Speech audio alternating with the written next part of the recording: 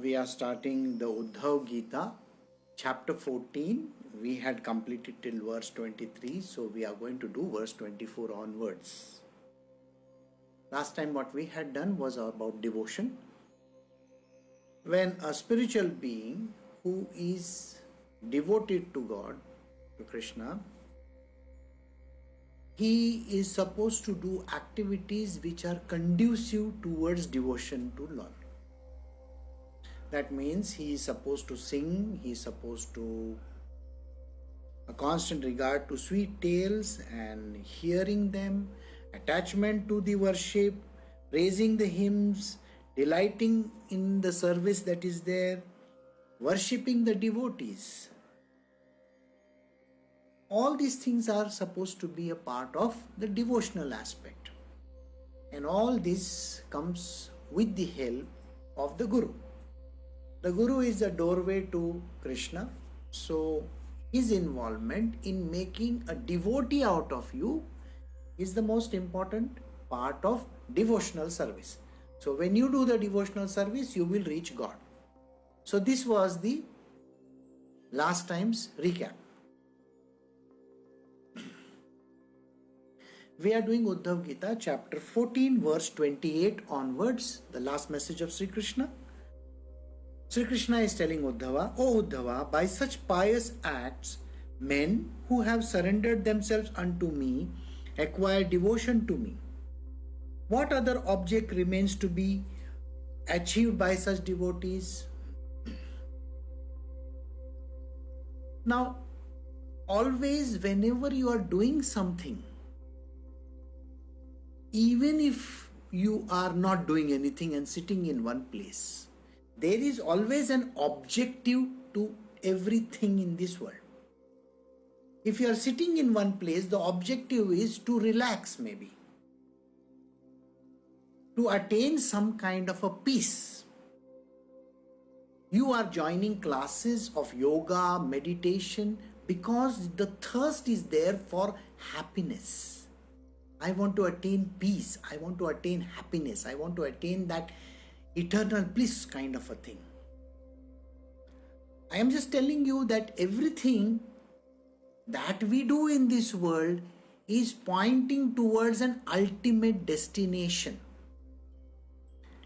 If I am using my brain for a certain activity, there always is an end result which I am happily expecting. That means if I am studying very hard, I want to pass in my examination and I want to maybe come first. If I am getting married, the idea is I want to fulfill my desires, I want to have a household, and then I want to have children and all those kind of activities associated with it. Whether it's a material world or an ashram, you may be in an ashram also. Ask yourself this question, why are you in an ashram? There is always an end result to it. Now, every ashram has got a definitive aim. Some ashrams have a dubious aim. They want to gather people so that they can make money. There are lots of these kind of ashrams in the certain places in India and the world. In other places they are called retreats. In India they are called ashrams. So what they do is they arrange for classes. They will say 21 days class, 30 days class, 60 days class. Sometimes it is just 7 days and 3 days. And you have to pay them in dollars. It is not in rupees. And then you have to arrange for your stay, for which you have got to pay for. Then you have to pay for your food. And in some places,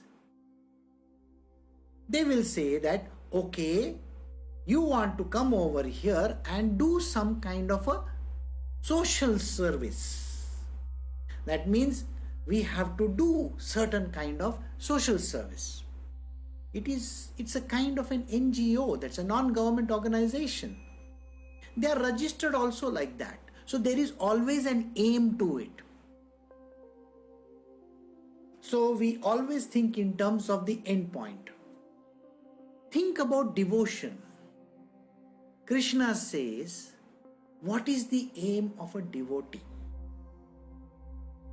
Every other yoga that is there is finally leading to one place only. Whether you do Sankhya Yoga, whether you do Raj Yoga, whether you do Karma Yoga, whether you do even, Hatha Yoga, or you do your meditation, you do your singing songs, you become one, a kind of a singer, maybe a writer. What do you think is the ultimate destination? The ultimate destination is Bhakti Marg only. Whether you like it or not. If you become a Hatha Yogi, you will be able to do fantastic acts. Maybe you will be able to break a brick with your hand, just like all those Chinese do, Maybe you can break a brick with your head also. Your head becomes so strong, maybe. Some of these yogis, if you see them in these melas that are there, Kumbh Melas, what do? They show prowess. They will lift a very huge stone, tying a string to their organs. And that is not called yoga. Okay? I can train a bull for doing that. I don't need human beings. It's a stupid act. What are you trying to show? They are trying to show how strong they are. This body is weak. You can make it stronger. You can make a Bruce Lee out of yourself. If you really want to become so powerful and strong, then why not join the Shaolin Temple? Instead of joining all these places, go join the Shaolin Temple. Maybe you will become far stronger than anybody in the world. You can fly in the air maybe. So the aim is that.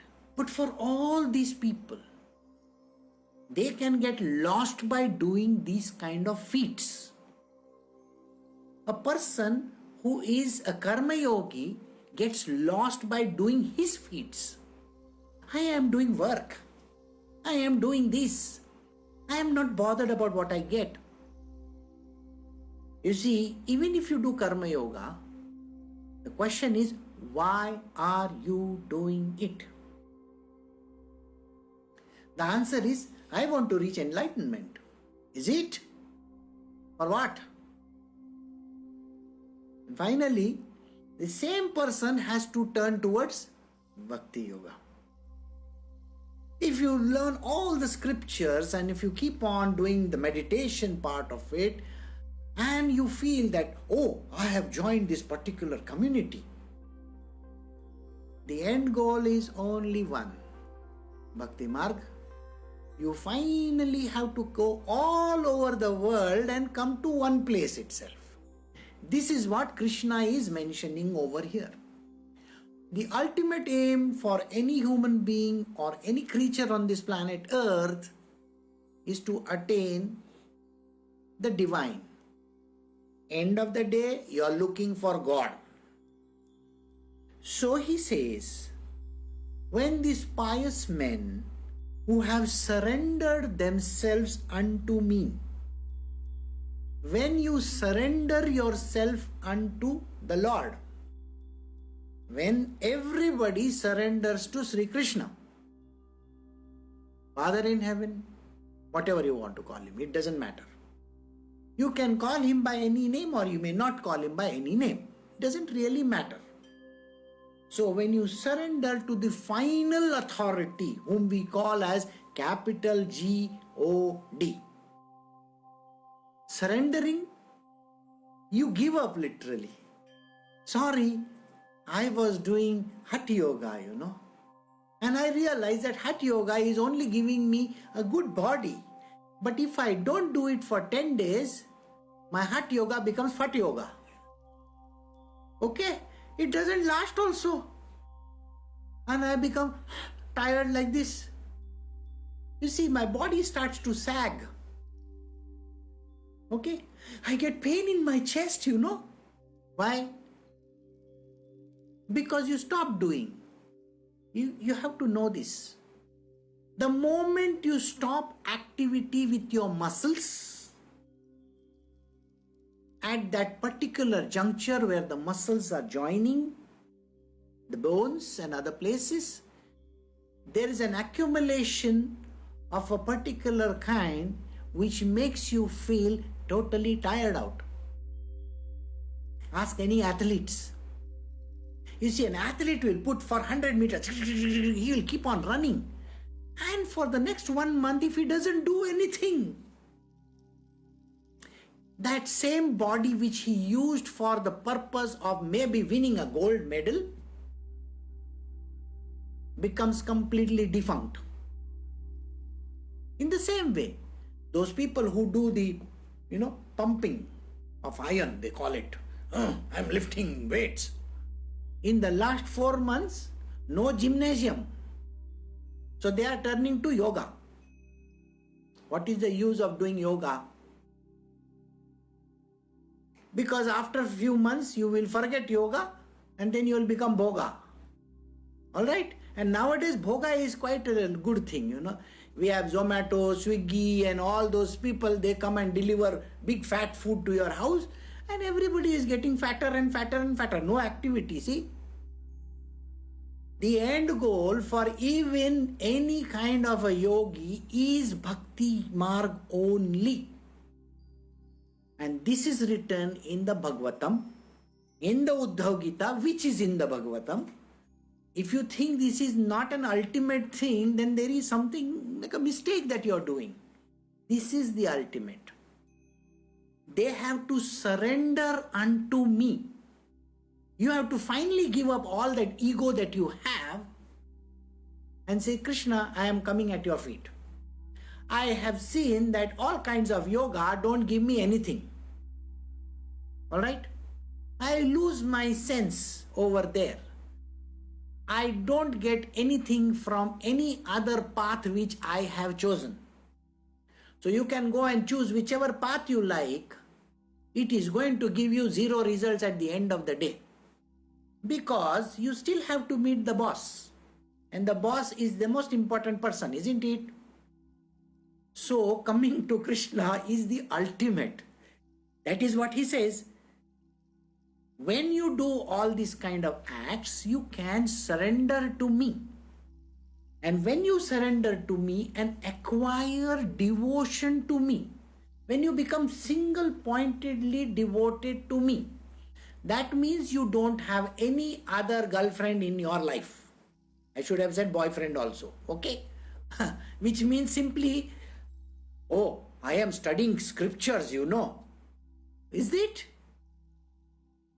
I am doing this kind of yogic activity, I do tapascharya. I don't eat food. I do these upvasas. 21 days I will not eat anything. Very good, congratulations. Finally, after 21 days, where are you going? You have to surrender to me only. What the answer? So why not surrender in the beginning? Why go right round the world, trying to search for something which is right there in front of your nose? The most easiest path is Bhakti Marg. He is telling you why you want to do all this nonsensical stuff. Give it up. It's worthless. All your puja, part, going to temples, doing all kinds of pujas and stuff like that is all nonsense. How many chapters have we done where he says, these are small deities. What are you praying to the deities for? When I am the super boss over here, I am telling you, come to me, come on. You see, if you get a chance to serve Narendra Modi in India, would you like to serve him or would you like to become a tehsildar in a village?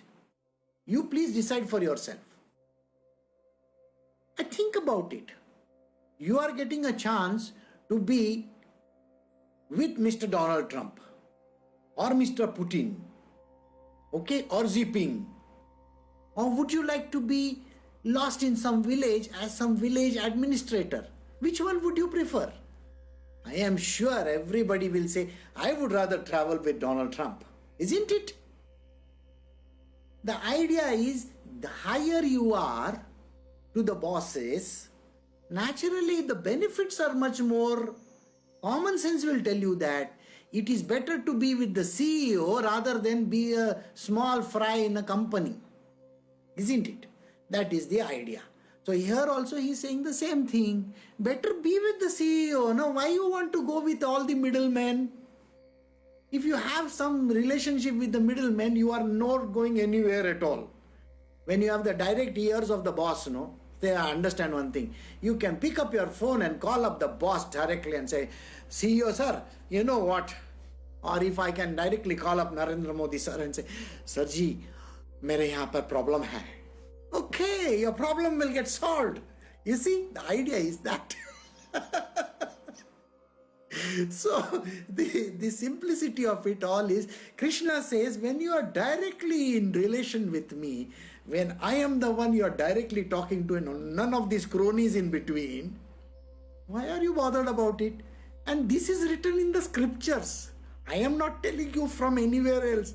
Krishna himself is saying those words. He says, see, you directly connect with me and don't bother the rest about it. And when you are devoted to me, just stay devoted to me. Don't keep on jumping from here to there, Think of me as the supreme, okay? And don't go around doing all your jugglery with all the other people. Stop that. So, what other object remains to be, achieved by such devotees? What objective is there finally? If you have got the Krishna in the hand, I'm telling you, in the hand means that he doesn't come in your hand, okay? It only means that you have got the ear of Krishna, then why are you bothered? You become devoted to Krishna, you be one with him, surrender to him, and then there is absolutely no issue. We move to the next verse.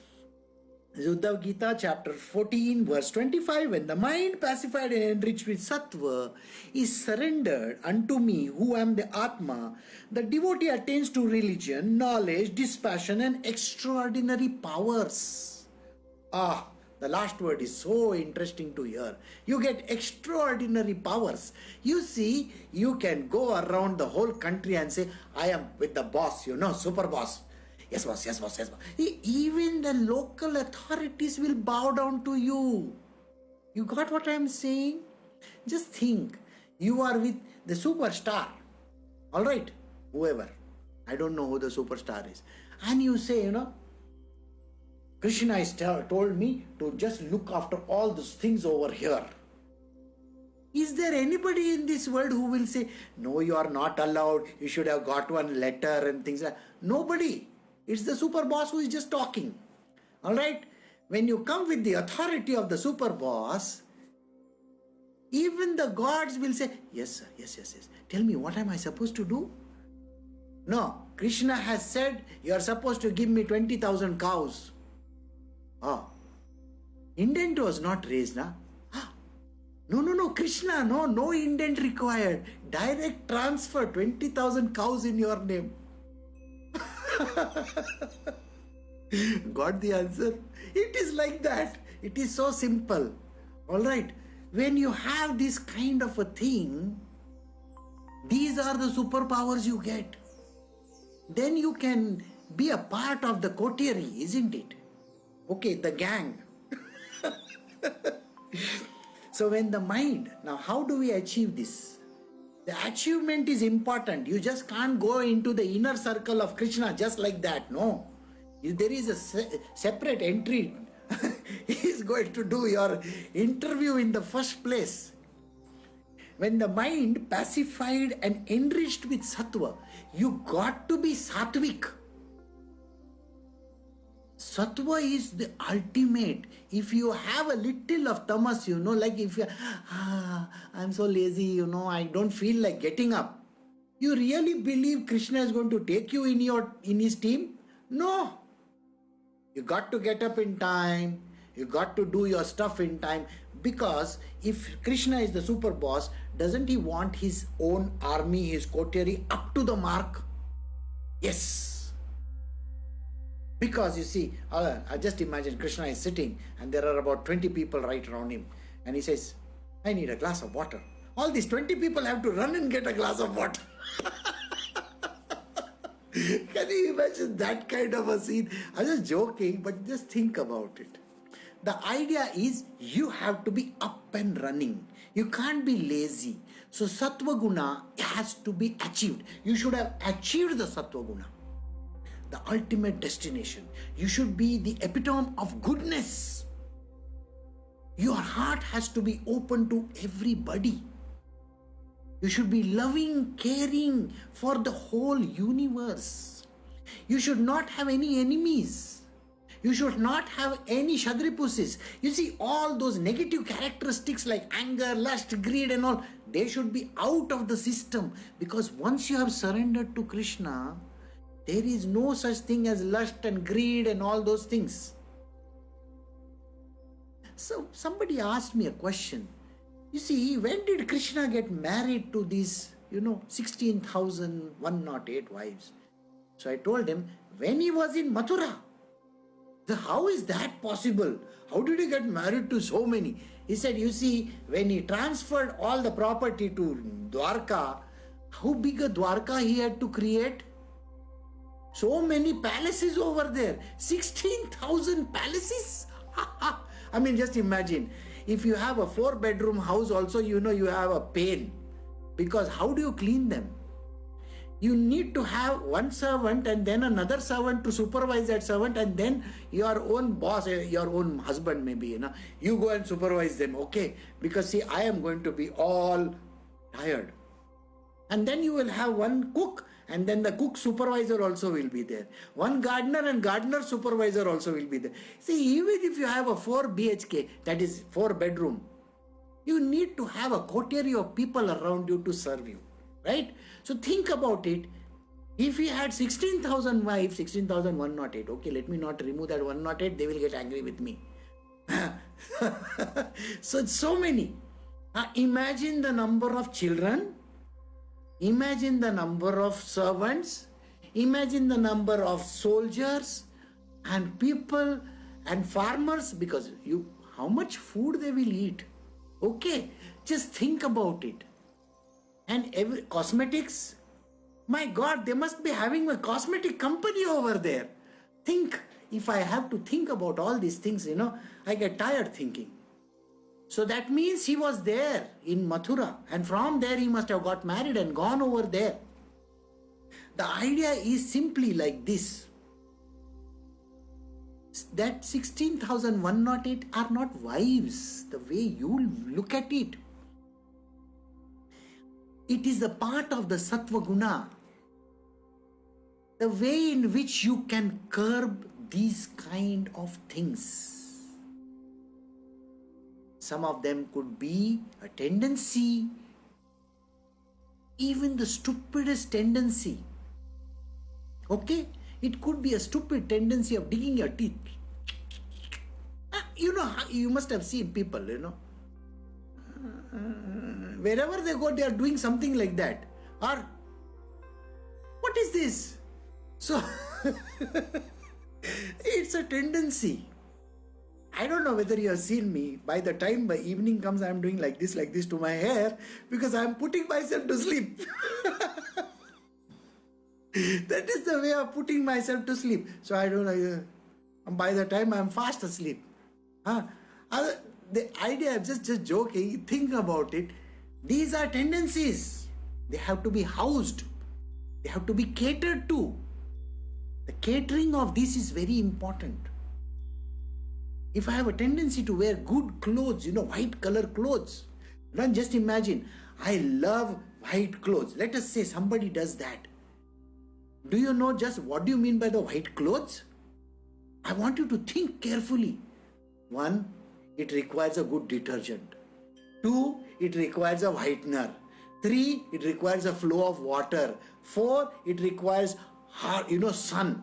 In India, we dry clothes outside, okay? We don't have drying machines and all that kind of stuff. So we will want bright sun so that it dries. Then somebody to iron them nicely. How many people are involved then?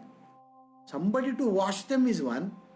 Somebody to dry them is another. Somebody to fold them and iron them is another.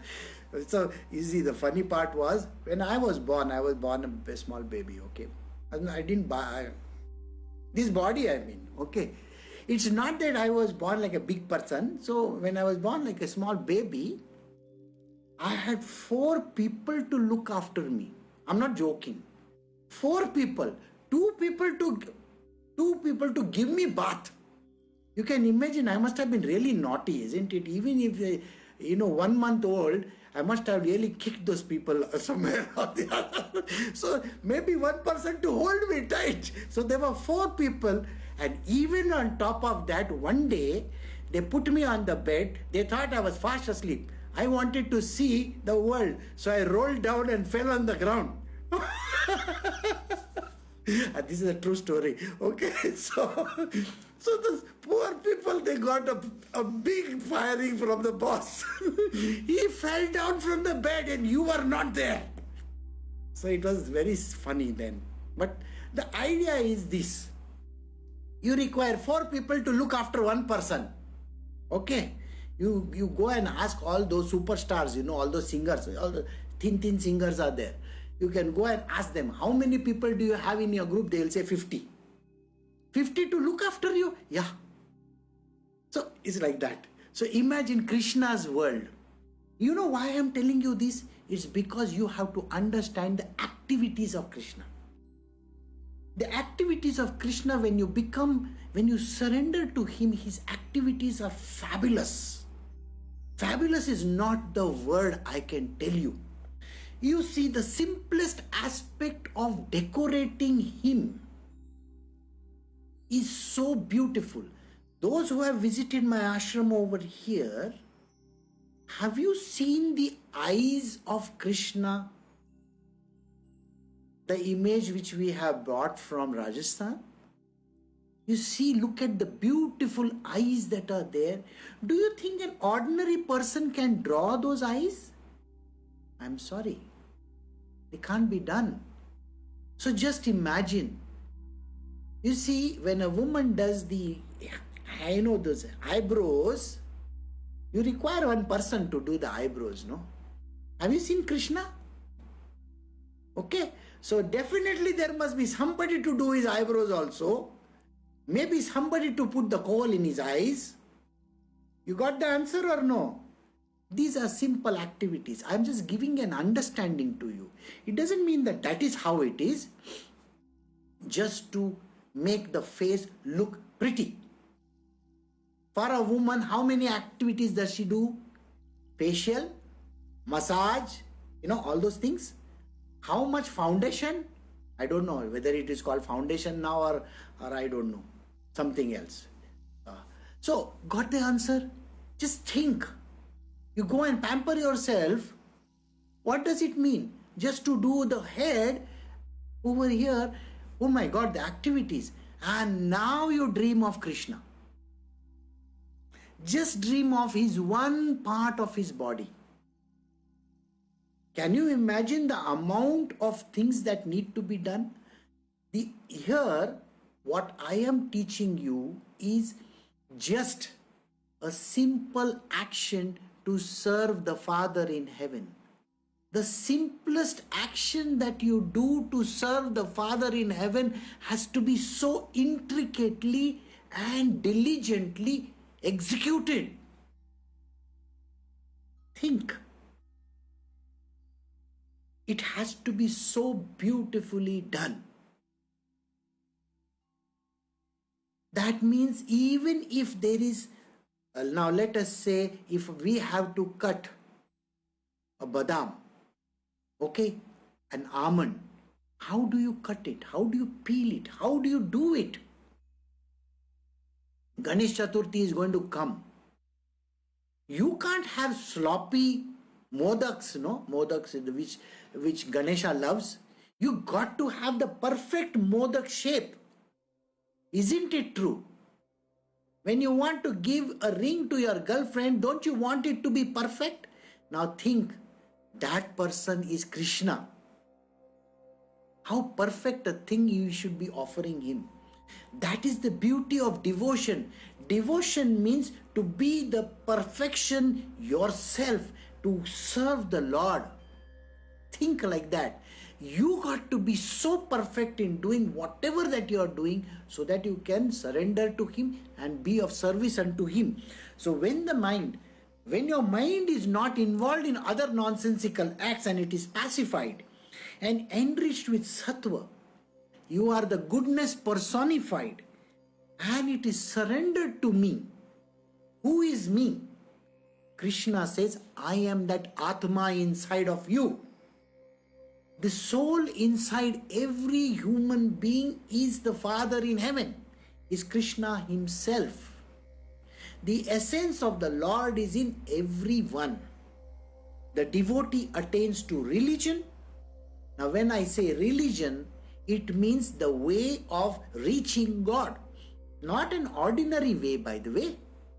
How do you reach the divine? Religion. I have to be perfect in the activities that I do so that I can be a benefit to the Lord. Knowledge. I should be perfect in my knowledge. If I have to make a betel leaf, I got to select the betel leaf. The selection of the betel leaf itself is a great action. You see, how do people select stuff? If a woman is told, go buy a sari, how much of selection does she do? She will remove the whole store down and then she will select one sari. And that too she will say, I will come next time and buy. See? And next time she will go, last time I saw that sari over here, is it there? That was 6 months ago. It must have been sold. So, you see, when you take so much time to just do the selection, just imagine the kind of selection that you may have to do just to make one pan for him. A betel leaf. We eat that betel leaf, isn't it? So that, how beautiful it must be. Just think, if I have to wash one of his cows, can I be sloppy? No, I got to be perfect in what I do. Everything has to be so perfectly put in place. So that is what he says. The knowledge of doing that act is so important. Just to do that act. I was watching a video where they were showing how to make cheese. Some of the best cheese in the world. The amount of, the way they were doing it so lovingly. They are doing it for last donkey's years. And the same act of making the cheese, they are doing it so lovingly. That is the effort that is required. Just think. So, you should know the idea of how to make it, isn't it? You are making a sweet for Krishna. You should have perfect knowledge of how to make the sweet. Even when somebody polishes the shoes, they should know exactly what ingredients go into it, how to polish it. Isn't that called knowledge? If I have to serve Krishna, I have to be perfect in the knowledge of the action which he is prescribed to me. If he has prescribed an action, write a poem, I should have the perfect words flowing from me. If he says, write an essay, those essay words have to be perfect. The kind of perfection in knowledge that is required has to be the ultimate. I should be completely dispassionate. I should not be saying, you know what, I am the best. No. You should be the best, but you should never say I am the best. And your markers have to keep on rising higher and higher. Got it? And then extraordinary powers comes to him. We'll go to the next verse. Verse 26, chapter 14 from the Uddhav Gita, the last message of Sri Krishna. But when that mind placed on sense object pursues them by means of the organ, it becomes rajasic and attached to unreal things. Whence you must know proceed the very reverse of the above four qualities.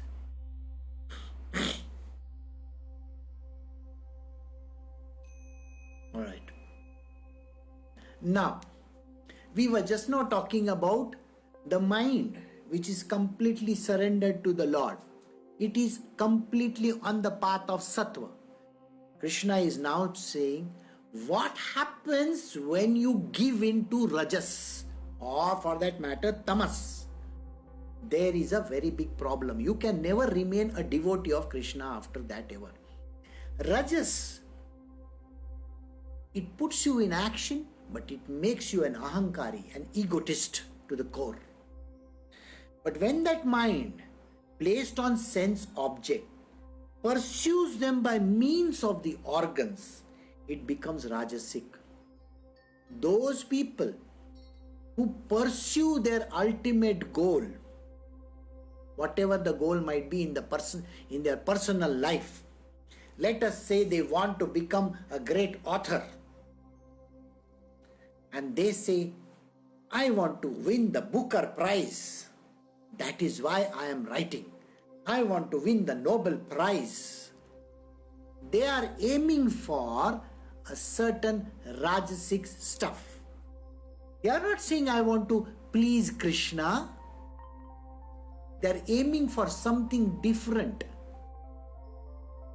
Because they are going to use their sense organs to achieve that objective. So, when the mind gets contaminated by petty means, the petty means are, I got to become famous. I got to have so many servants myself. I want to beat Krishna in his game. You know, Krishna, he is literally like a tyrant. He makes me work so hard. One day I want to show him that he should also work so hard. The moment you say those words, you have fallen down on the path of rajas and tamas. You can't say those words. You can't go and tell Mr. Ziping, you should one day work in the field and see for yourself. You don't say these words to Ziping. Isn't it? Same way, you can't tell Mr. Narendra Modi, take a chai and go and serve it to people. You can't say these words. Yes, he might have served tea in his past, but he has risen in the ranks and he has come to become the Prime Minister. You cannot deride him and degrade him. I can become a better chaiwala. This is what you will say. No, I can be better than him. You see, to pander to people, Krishna normally loves to praise people. Just like that. He just panders to them so that they don't understand. They come into the path of rajas. Krishna says, you are much better than me, you know. Okay? You cook very better, very nicely. Your cooking is so beautiful. What is he saying? He's trying to pander to your ego. If your ego rises even by 1 point, then you cannot be a devotee. That means you have not surrendered unto him. The truth about this has to be understood. To get praises from Krishna is the worst thing on planet Earth. No. The praises means you have reached your limit. If Krishna says, oh, nice pan you have made for me, don't gloat over it. The problem with the mind is the mind falls down instantly. It gets carried away by the sense objects. The sense objects are there and the mind gets carried away by the sense objects. When the mind gets carried away by sense objects, their fall is imminent. You are 100% going to fall. Because rajas creeps in. I will give you certain examples for you to think how this is happening. Let us say, Krishna says, give a talk. You give a talk and then you want, how was it? You see, in the material world, if you go and ask normal people, they will pander to you and they'll say, very beautiful talk, you gave a very nice talk. Okay, can you do some more talks? Those idiots are pandering to you, but they are pulling you down. They want free talks. That is why they are talking to you. Understand your value worth and do not deride yourself. Never deride yourself and lower your status to the level of a petty human being. Think about it. There is a past president of America. All right? Barack Obama and his wife. Now, when they were in the White House, they were earning millions. Now, just for one speech, tell Mrs. Obama, can you come and give one speech in my place? What is the amount of money they will charge you? The book that she wrote, so many millions of dollars were given to her in the beginning itself. Why? Because that is their value worth. You cannot lower your value. Lowering your value is not good. I still remember in the past, there was a past president called John F. Kennedy. He died. Or shot, I think. After his death, his wife, Jacqueline Kennedy, went to marry a very old man. His name was Aristotle Onassis. She married him. He was pot full of money. You can't lower your standards, see? Understand one thing, you should never lower your standards. But the reverse was done by another woman. Her name was Grace. I think it was Grace Kelly, if I'm not mistaken. She was an actress. And she became a queen, a princess. She married Prince Rainer, if I'm not mistaken again. My names may be wrong, but she became a queen, a princess first and then a queen of Monaco. Now that is going higher. You can't lower your standards. Lowering your standards is not good. But you should never be proud of what you do. Don't ever be, proud of what you are doing. When I used to see those old films of Grace of Monaco, she was the highest personified, the person whom I would say, this is the queen. The highest of the queen. But the current standard of the kings and the queens is become reverse. The prince became a common man and is behaving like a commoner. So in the same way, if I have a president and a prime minister, can I lower my standards? Why am I telling you this? The reason is because if you are serving Krishna, don't degrade and deride yourself by compliments from ordinary people. Do not degrade and deride yourself. Because the moment you take compliments from other people, you are falling down. Don't take compliments from people, You have done a great job. Don't bother about it. You have to do the great job. Have to. There are no two ways about it. You have to be perfect in your job. But if your mind gets disturbed and Rajas comes into the picture, oh, I am the one who can serve Krishna nicely. Finished. You're gone. That means the organs, the mind fall down towards the path of Rajasa. And they get attached to unreal things. What is this unreal? The pride that comes in a person. I'm serving Krishna. You cannot have pride when you serve Krishna. You see, the only person who is supposed to have everything is Krishna, not you. Don't even think that you are doing somebody a favor. You're not doing Krishna a favor. He is the ultimate. Never deride him, never say anything bad, and don't even think of what other people say about you. It's not important to know that. You have to serve the Lord perfectly. Whence you must know, proceed the very reverse of the four qualities. Do you remember the four qualities that we discussed? Religion was the first one, isn't it? So when you go on the path of Rajas, irreligion comes to you. You start making your own rules and regulations. You think that that is the regulations of God. No, Krishna's regulations are never like this. Irreligion comes to you because your ego is bloated. And when your ego gets bloated, you think no end of yourself. In many places in India, I have seen the people, they come up with their own rules and regulations. Like I was giving an example of this one place that I've been. I had, accidentally I put my hand in my pocket when I was standing in front of the temple.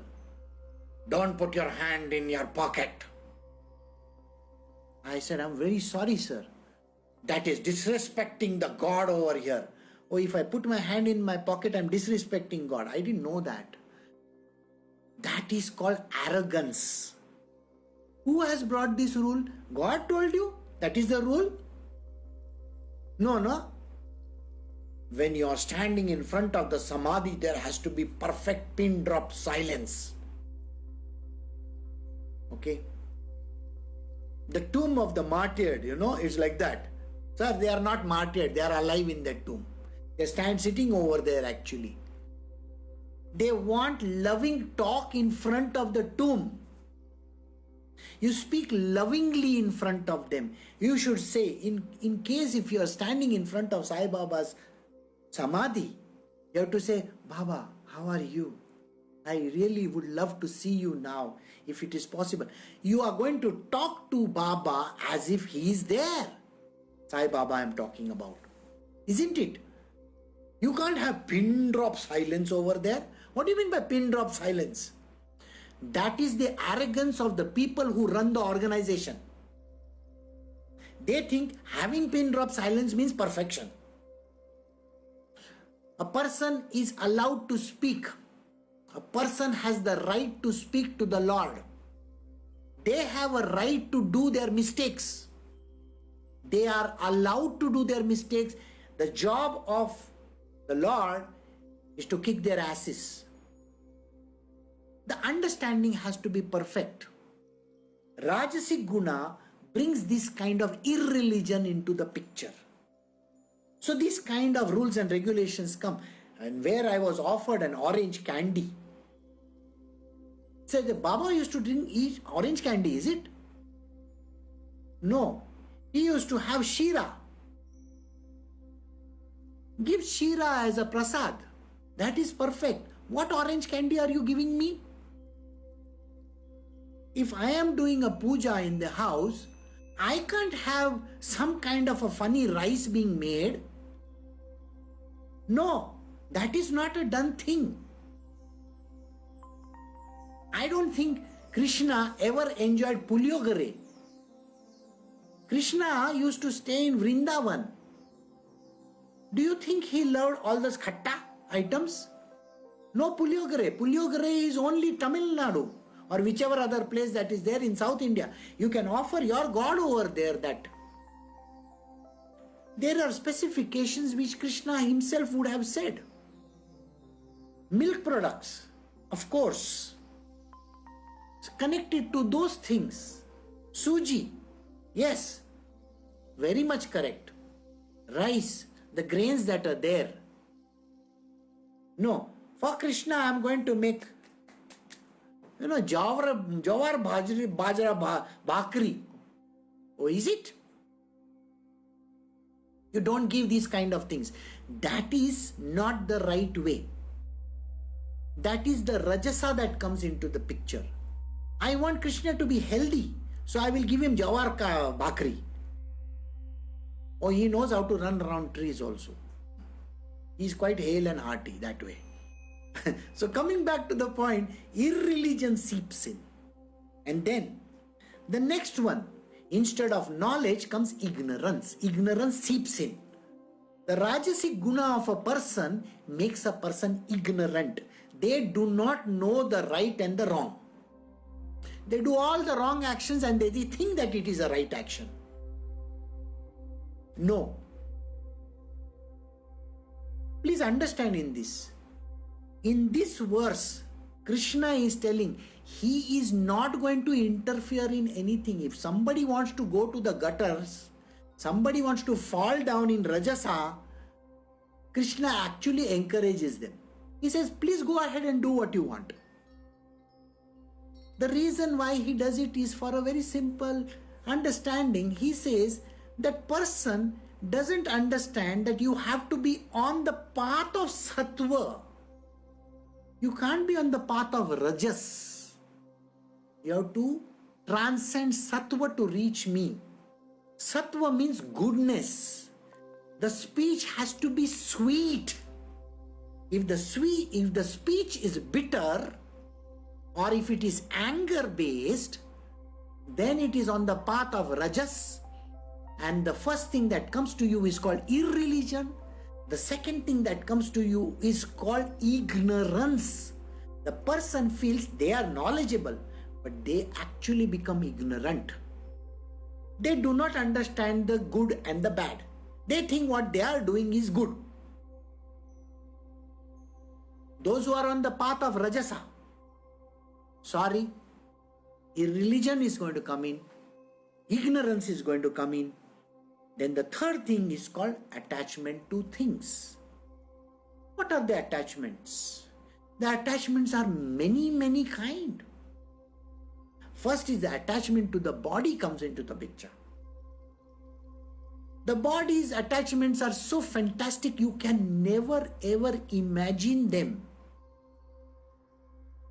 I want you to think about the 16,108 wives of Krishna. Rukmini, Satyabhama, and all other wives of his.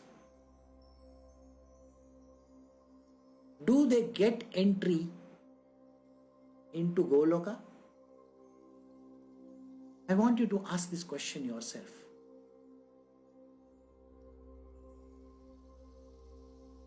They are avatars of Lakshmi.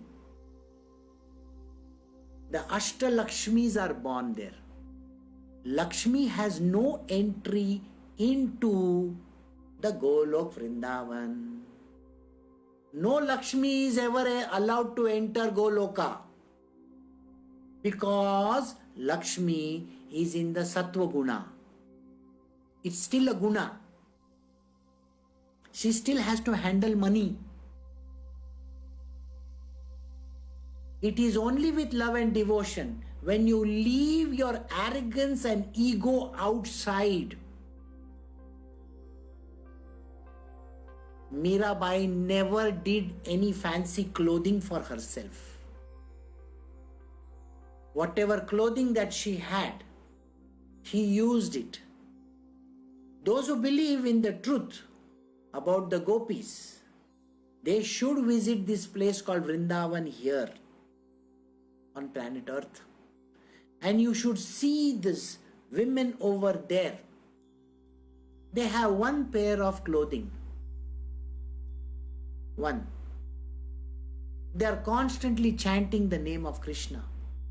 They have lost themselves in Him. They do not have attachment to their body from any part. They are just completely lost in Him. But when you have Rajasa, that time you will want to be dressed like one. You want to behave like one. You want to act like one. That is the ignorance that is brought about. And that ignorance is the Rajasic Guna. the attachment comes in. And the last, the power which was there. Remember, the last word was what? The last word was extraordinary powers. The extraordinary powers go out of the window and they get impotence. Impotence comes to these kind of people, those who are rajasic in nature.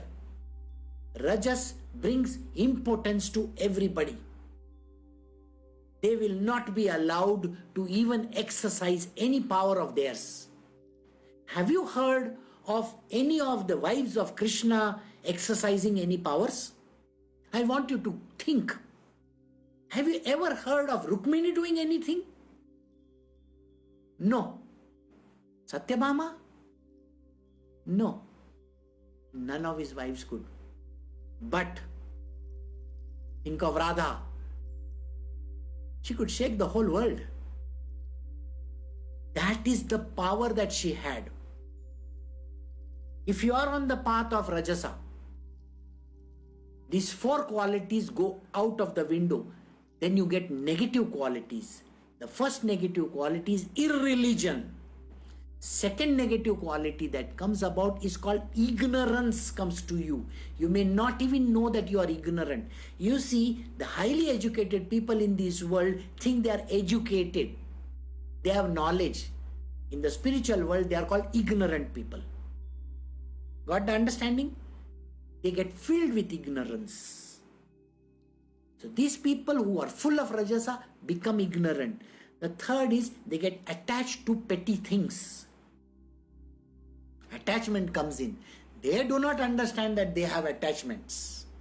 And then the fourth quality which comes to them, which if you remember, extraordinary powers get out.